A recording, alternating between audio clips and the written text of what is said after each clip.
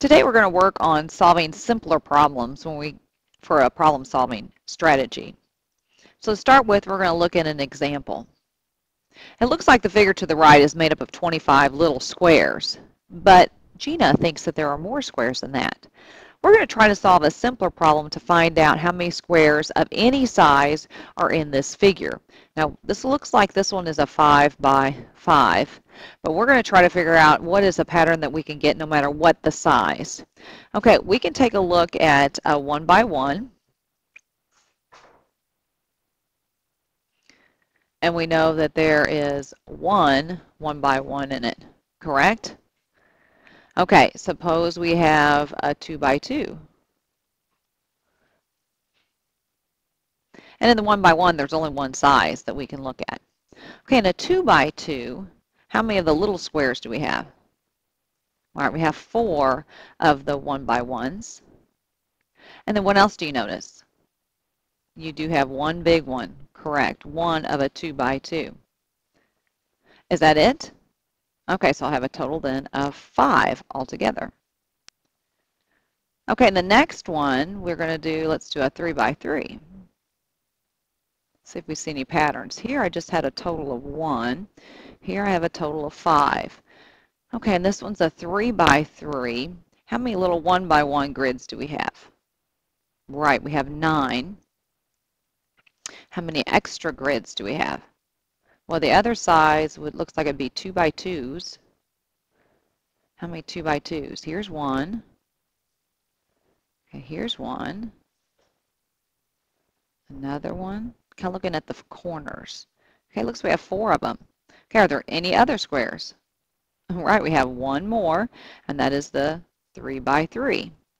Okay, so it looks like you had 9 little ones and 5 other ones for a total of 14 squares.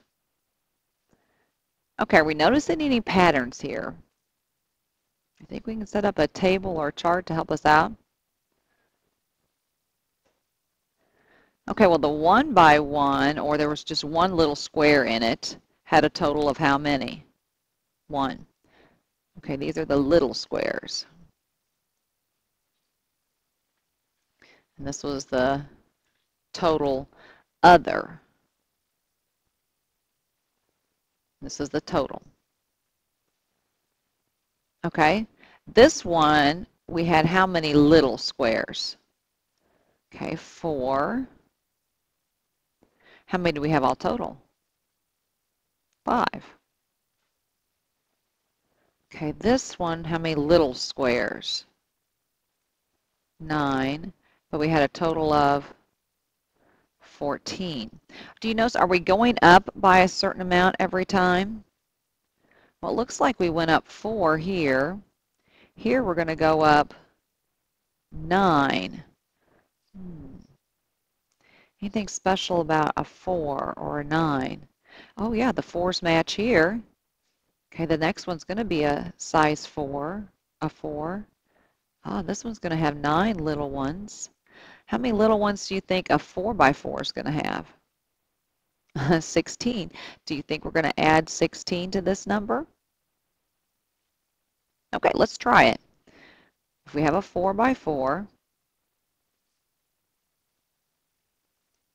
how many little ones? We're going to have 16 little ones. Then how many by 2s? 1, 2, 3, 4, 5, 6, 7, 8, 9. Okay, 9 2 by 2s. What about 3 by 3s? Okay, can you see we're going to have 4 of them? And then 1 4 by 4. For a total of how many? Well, 16 plus 4 is 20, plus 10 more gives you 30. Now, is 14 plus 16 30? Okay, what do you think we're going to add to get this next one? I think you're right, 25. You can also notice that 4, 9, 16, and 25 are what we call perfect squares. A 2 by 2 is 4. A 3 by 3 is 9. A 4 by 4 is 16. A 5 by 5 is 25. So we're going to take 30 plus 25 to get how many? 55. So we have found out that the total number of squares we think here will be 55 squares. And we can kind of count them. I would have 25 to start with, 1 by 1s, 2 by 2s,